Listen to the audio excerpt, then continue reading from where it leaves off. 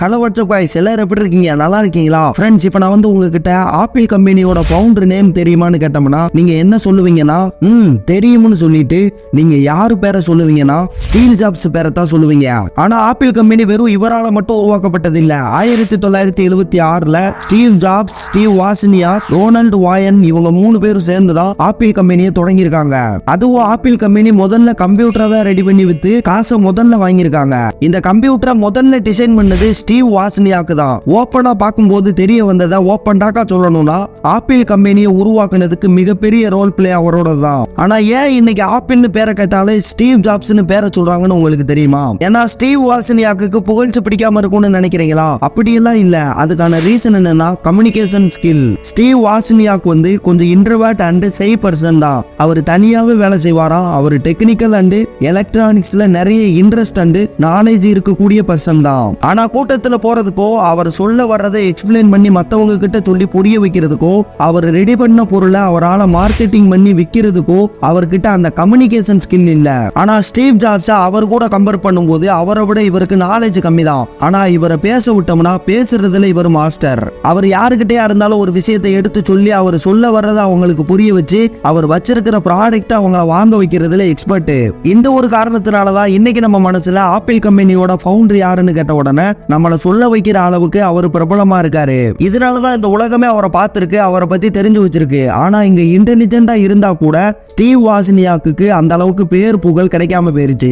அதனாலதான் கம்யூனிகேஷன் ஸ்கில்ல நீங்களா இருந்தாலும் சரி இல்ல யாரா இருந்தாலும் சரி மாஸ்டரா இருக்கிறது ரொம்ப ரொம்ப முக்கியம். சோ நீங்க இந்த உலகத்துல எதையாவது சாதிக்கணும்னு விரும்புனீங்கன்னா அப்போ உங்களுக்கு இந்த கம்யூனிகேஷனை பத்தி இந்த 5 ரூல்ஸ் கண்டிப்பா தெரிஞ்சிருக்கணும். அதை நான் இன்னைக்கு உங்க முன்னாடி ஓப்பன் டாக்கா உடைச்செறிய போறேன். சோ வீடியோவை லாஸ்ட் வரைக்கும் ஸ்கிப் பண்ணாம பாருங்க. இப்போ வாங்க எந்த ஒரு டைம் வேஸ்ட்டுமே நம்ம வீடியோக்குள்ள போவோம். Let's do it. Rule number 5, it is not what you say but how you say it is more important. கம்யூனிகேஷனை பொறுத்த அளவுக்கு நீங்க என்ன சொல்றீங்கிறது முக்கியம் இல்ல. நீங்க ஒரு விஷயத்தை சொல்ல போற நேரத்துல உங்களோட பாடி லாங்குவேஜ் எப்படி இருக்குங்கிறதா ரொம்ப முக்கியம். நீங்க எந்த ஒரு சக்சஸ்ஃபுல்லான ஆளை பாத்தீங்கன்னாலும் அவங்க எப்ப பேசினாலும் அவங்க ஓப்பன் பாடி லாங்குவேஜ்ல தான் பேசுவாங்க. அவங்க கையை யூஸ் பண்ணி தான் பேசுவாங்க. உட்கார்ந்து பேசினா கூட சேர்ல ஃப்ரண்ட்ல உட்கார்ந்து கான்பிடண்டா நெஞ்ச நிமித்தி உட்கார்ந்து தான் போல்டா பேசுவாங்க. ரிசர்ச் சொல்றது படி பார்த்தா கூட 70% நம்மளோட பாடி லாங்குவேஜ் தான் நம்மளோட கம்யூனிகேஷன்ல இம்பார்ட்டன்டான ரோல் பிளே பண்ணுதுன்னு சொல்றாங்க.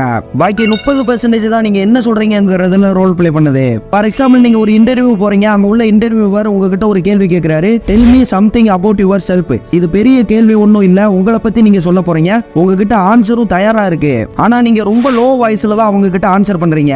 இப்ப இந்த இன்டர்வியூவருக்கு நீங்க எவ்வளவு நல்ல ஆன்சர் கொடுத்தீங்கிறத பாக்குறதுக்கு முன்னாடி இந்த விஷயத்து மேலதான் அவங்களுக்கு கவனம் போகும். இவங்க லோவா பேசக்கூடிய ஆளுன்னு தான் அவங்களுக்கு உங்களை பத்தி தோணும். இதனால உங்களை ஒரு அன்கான்ஃபிடன்ட் பர்சனா தான் நினைப்பாங்க. அதனால நீங்க சொல்ற முறை, அதாவது நீங்க சொல்ற விதம் ரொம்ப முக்கியம். இதுக்கு நம்ம படுற கோபத்தை எக்ஸாம்பிளுக்கு எடுத்துக்குருவோம். கோபம் உங்களை அறியாம வராது. கோபம் நீங்க இவங்க முன்னாடி நம்ம இப்படித்தான் பேசி ப்ரூவ் பண்றதுக்காக அவங்க கிட்ட நீங்க ஆக்ஷன் பண்றது மூலமா தான் வருது. இதே மாதிரி தான் நீங்க என்ன சொல்றீங்கிறது இம்பார்ட்டன்ட் கிடையாது. நீங்க சொல்ற விஷயத்துல நீங்க கொடுக்கிற ரியாக்ஷன் அண்ட் நீங்க கொடுக்கிற பாடி லாங்குவேஜ் வச்சுதான் நீங்க நல்ல பையனா இல்ல கெட்ட பையனான்னு அவங்க முன்னாடி உங்களை காட்டுது. சோ நீங்க என்ன சொல்ல போறீங்கிறத விட நீங்க எப்படி ஸ்டைல்ல சொல்ல போறீங்க, எப்படி பாடி லாங்குவேஜ்ல சொல்ல போறீங்க அப்படிங்கறதுல கவனமா இருங்க. இதை நீங்க சரி பண்றதுக்கு பிராக்டிஸ் பண்ணுங்க. Rule number 4, smile. கொஞ்ச நாளைக்கு முன்னாடி என்ன ஆச்சுன்னா, நான் வந்து பைக்ல போய்கிட்டு இருக்கும்போது ரயில்வே ஸ்டேஷன் கிட்ட போகும்போது ரயில் வந்ததால அந்த இடத்த வந்து ஸ்டாப் பண்ணி வச்சிருந்தாங்க. சோ அங்க போய் கொஞ்ச நேரம் வெயிட் பண்ண வேண்டியதாயிருச்சு. பின்ன ரயில் போனதுக்கு அப்புறம் கிராசிங் ஏரியா கேட்ட திறந்ததுக்கு அப்புறம் எல்லாருமே ஒரே நேரத்துல பைக்கை ஸ்டார்ட் பண்ணி முன்னாடி எடுத்துட்டு போகும்போது கூட்டத்துல எனக்கு முன்னாடி போன ஒரு பர்சனோட பைக் ஸ்டாப் ஆயிருச்சு. உடனே நானும் சடன் பிரேக் அடிச்சு நானும் பைக்கை நிப்பாட்டிட்டேன். உடனே எனக்கு முன்னாடி போன அந்த பர்சன் என்னை பார்த்து ஒரு ஜெனியூனான சிரிப்பு சிரிச்சாரு. சோ எனக்கு உடனே மனசு கூல் ஆயிருச்சு. இந்த இடத்துல தான் நான் ஒரு பெரிய கம்யூனிகேஷன் லெசனை கத்துக்கிற முடிஞ்சு. அது என்னன்னா, ஸ்மைல் வந்து ஒரு பேடான சிச்சுவேஷனா இருந்தாலும் அதை லைட்டா மாத்துமுன்னு.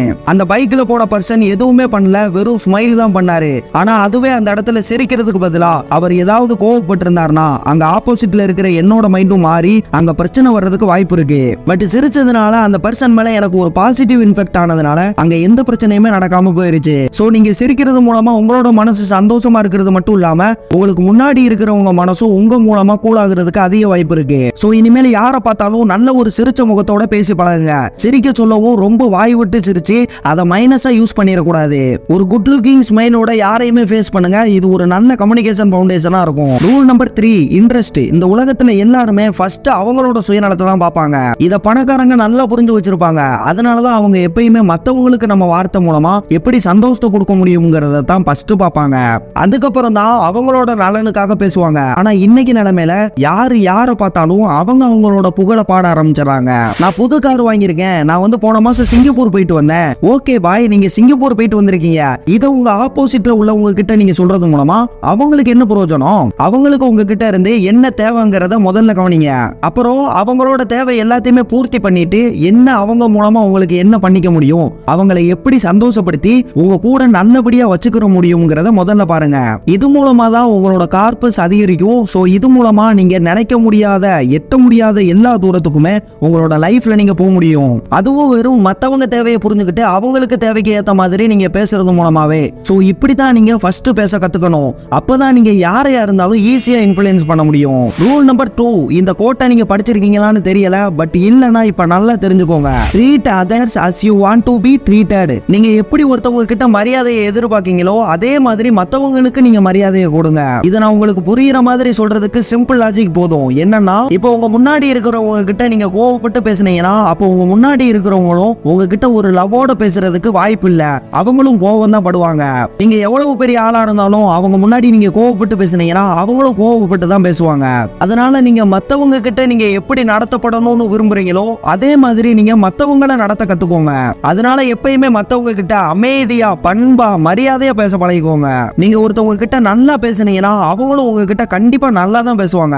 பொலைட்லியா பேசுறது எவ்வளவு இம்பார்ட்டன்ட் நான் உங்களுக்கு ஒரு கதை சொல்லி புரிய வைக்கிறேன். ஒரு டைம் ஒரு ராஜா காட்டுக்குள்ள வேட்டையாடுறதுக்காக போறாரு. அவர் கூட 2 சிசியர்களும் போறாங்க.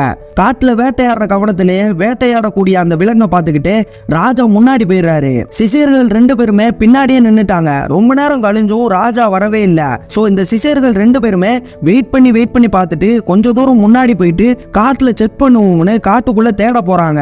அப்படி முன்னாடி போய்கிட்டு இருக்கும்போது ஒரு மரத்துக்கு கீழே ஒரு பையன் தியானம் பண்ணிக்கிட்டு உட்கார்ந்துட்டு இருக்கான். அந்த பையன் கிட்ட முதல்ல உள்ள ஒரு சிசியர் போயிட்டு, ரகடா டேய், இங்க எங்க ராஜா வந்தாரா பாத்தியா அப்படின்னு கேக்குறாரு. அதுக்கு அந்த தியானம் பண்ணிக்கிட்டு இருந்த அந்த பையன், எனக்கு தெரியாது, நான் வந்து தியானம் பண்ணிக்கிட்டு இருந்தேன் அப்படின்னு ஒரே வார்த்தையா சொல்லி முடிச்சுட்டான். அதுக்கடுத்து இன்னொரு சிசியர் கொஞ்சம் பணிவா, தம்பி எங்க குரு வந்து வேட்டையாட வரும்போது முன்னாடி போயிட்டாரு, அவர் எங்கேயாவது போன சவுண்ட் உனக்கு கேட்டுச்சான்னு பணிவா கேக்குறாரு. உடனே இந்த தியானம் பண்ணிக்கிட்டு இருந்த பையன், நான் வந்து பார்க்கல, பட் இந்த சைடு போன சவுண்ட் கேட்டுச்சுன்னு சொல்லி இந்த தியானம் பண்ணிக்கிட்டு இருந்த பையன் சொல்றான். சோ இந்த இடத்துல முதல் சிசியர் ரகடா கேட்டப்போ ஒரு ஆன்சர் கூட கிடைக்கல. பட் 2வது கேட்ட சிசியருக்கு அந்த குருவை தேட போறதுக்கு ஒரு நல்ல வழி கிடைச்சிச்சு. இது ஒரு ஸ்டோரி தான், ஆனா இந்த இடத்துல இருந்து நம்ம கத்துக்கிறதுக்காக ஒரு விஷயம் கிடைச்சிச்சு பாத்தீங்களா, அது 100% உண்மை. நீங்க யாருக்கிட்டயா இருந்தாலும் பொலைட்லியா பேச பழகிட்டீங்கன்னா உங்களை மதிக்கிறதை யாராலையுமே தடுக்க முடியாது. அதனால be kind, speak politely. Rule number 1, build strong eye contact. If you want to be convention, a man talk to his eyes. வரலாற்றிலேயே 18 வயசு இருக்கிறதுலேயே பவர்ஃபுல்லான ஆளுனா நெப்போலியன் தான். அவரோட பவர்ஃபுல்னஸுக்கு காரணம் என்னன்னா அவரோட ஐ கான்டாக்ட் தான். பாடி லாங்குவேஜ்லயே ரொம்ப இம்பார்ட்டன்டான ஒரு விஷயம் என்னன்னா ஐ கான்டாக்ட் தான். ஐ கான்டாக்ட் இல்லாம எந்த ஒரு கம்யூனிகேஷனுமே எஃபெக்டிவா எடுத்துட்டு போனதா சரித்திரமே இல்ல. ஐ கான்டாக்டால தான் உங்களோட கான்ஃபிடென்ட்டை பூஸ்ட் பண்ண முடியும். மேல கீழே சைடுல எங்கேயுமே பார்க்காம நீங்க எவ்வளவு நேரத்துக்கு ஒருத்தவங்களை பார்த்து ஐ கான்டாக்ட் பண்ண முடியுமோ அது மூலமா தான் நீங்க எவ்வளவு கான்ஃபிடென்ட்டா இருக்கீங்கிறது தெரிய வரும். நீங்க ஏதாவது சக்சஸ்ஃபுல்லான ஆளுங்களோட ஸ்பீச் பார்த்து இருந்தீங்கன்னா, அதாவது எலான் மஸ்க், ஸ்டீவ் ஜாப்ஸ், இவங்களை எல்லாத்தையுமே நோட்டீஸ் பண்ணி இருந்தீங்கன்னா தெரியும், இவங்க பேசும்போது அவங்க அவ்வளவு நல்லா ஐ கான்டாக்ட் மெயின்டைன் பண்ணி தான் பேசுவாங்க. கீழே மேல எங்கேயுமே பார்க்காம அதுக்கு பதிலாக ஆடியன்ஸை பார்த்து நேரா தான் பேசுவாங்க. ஏன்னா அவங்களுக்கு தெரியும் நம்ம பேசும்போது ஐ கான்டாக்ட் மெயின்டைன் பண்ணல அப்படின்னா நம்ம மேல ஆடியன்ஸ்க்கு விருப்பம் வராது. அதனால நம்ம பேசுறத அவங்க கேட்க மாட்டாங்கன்னு அவங்களுக்கு நல்லா தெரியும். அதனால யாருக்கிட்ட பேசினாலும் ஸ்ட்ராங்கா ஐ கான்டாக்ட் மெயின்டைன் பண்ணி பேச பழகுங்க. அவ்வளவுதான். இந்த சின்ன சின்ன விஷயத்துல நீங்க கவனமா இருந்தீங்கன்னா உங்களோட கம்யூனிகேஷன் லெவலை நீங்க நெக்ஸ்ட் லெவலுக்கு எடுத்துட்டு போக முடியும். இந்த 5 ரூல்ஸை ஃபாலோ பண்ணி கம்யூனிகேஷன் மூலமா நீங்க நினைக்கிறது எல்லாத்தையுமே பண்ண வைக்க முடியும். இப்ப நான் சொன்னது எல்லாத்தையுமே ரிட்டன் ஒரு சம்மரியா பார்த்துருவோமா? நம்பர் 5, நீங்க என்ன சொல்றீங்கிறத விட ஒருத்தர்கிட்ட நீங்க எப்படி சொல்றீங்கிறது தான் முக்கியம். உங்களோட பாடி லாங்குவேஜ் இதுல ரொம்ப பெரிய ரோல் பிளே பண்ணுது. நம்பர் 4, நீங்க உங்க பழைய ஃப்ரெண்டை பாத்தீங்கன்னா எப்படி சந்தோஷத்துல ரியாக்ட் பண்ணுவீங்களோ அதே மாதிரி உங்களுக்கு தெரியாதவங்க கூட முதல் தடவை பேசும்போதும் ஒரு ஸ்மைலோட நல்லா பேசுங்க. இது மூலமா உங்க மேல ஒரு நல்ல இம்ப்ரெஷன் கிரியேட் ஆகும். நம்பர் 3, நீங்க பேசும்போது உங்களோட இன்ட்ரெஸ்ட்டுக்கு பேசாம உங்க ஆப்போசிட்ல உள்ளவங்களோட இன்ட்ரெஸ்ட்டுக்கு பேசுங்க. நீங்க பேசுறதுக்கு முன்னாடி உங்க ஆப்போசிட்ல உள்ளவங்களோட பேச்சை முழுசா கேட்டுட்டு நீங்க பேசுங்க. நம்பர் 2, எப்ப யாருக்கிட்ட பேசினாலும் கம்மியா பேச பழகுங்க. அதுவும் ஒரு ஜென்டில்மேன் மாதிரி பொலைட்டா பேச பழகுங்க. நம்பர் 1, கம்யூனிகேஷனோட மிகப்பெரிய ரோல் பிளே எது பண்ணுதுன்னா ஐ கான்டாக்ட் தான். நீங்க ஆளுங்க கிட்ட ஐ கான்டாக்ட் மெயின்டைன் பண்ணி பேசுனீங்கன்னா அப்ப அவங்க உங்களை கான்ஃபிடென்ட் அண்ட் பவர்ஃபுல்லான ஆளா நினைப்பாங்க. இதனால இதனால ஃபியூச்சர்ல உங்களுக்கு பெனிஃபிட் கிடைக்கும். எஸ், ஐ ஹோப் இந்த வீடியோ உங்களுக்கு ரொம்ப பிடிச்சிருக்கும்னு நம்புறேன். இந்த வீடியோவை பத்தி நீங்க என்ன நினைக்கிறீங்க அப்படின்னு சொல்லி கமெண்ட் செக்ஷன்ல கமெண்ட் பண்ணிருங்க. வீடியோ பிடிச்சிருந்துச்சுன்னா லைக் பண்ணுங்க, உங்க ஃப்ரெண்ட்ஸுக்கு வீடியோ காட்டணும்னு நினைச்சீங்கன்னா ஷேர் பண்ணுங்க. இதே மாதிரி on the way next video வந்துகிட்டே இருக்கு, அதை பார்க்கணும்னு நினைச்சுக்கிட்டு இருந்தீங்கன்னா வெயிட் பண்ணிக்கிட்டே இருங்க.